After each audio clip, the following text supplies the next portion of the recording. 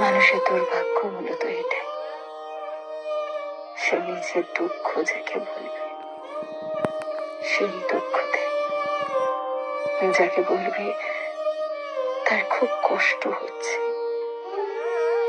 সেই মানুষটাই কষ্ট দিয়ে দিব্যি ভালো থাকে।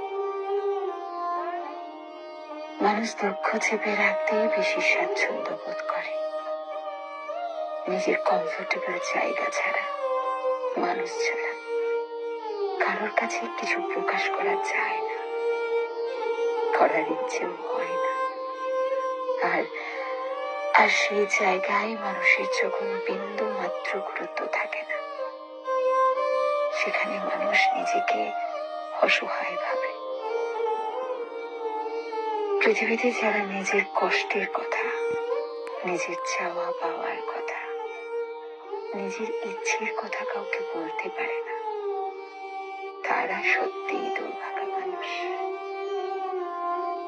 আমরা বাইরে থেকে মানুষটাকে দেখে ভাবি মানুষটা গম্ভীর, আসলে আসলে সেই মানুষটাই বলতে চায়, খুব করে বলতে চায়।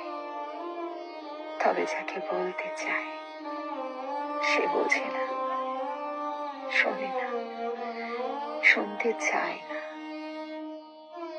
যেখানে বললে মানুষ তার কথার মূল্য পাবে, অনুভূতির মূল্য পাবে, সেখানে সব কথা মানুষ উগড়ে দিতে চায়।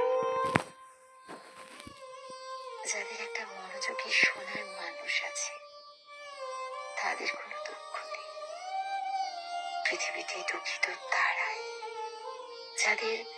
যাদের মানুষ আছে, তবে শোনার মতো ধৈর্য কিংবা সময় নেই।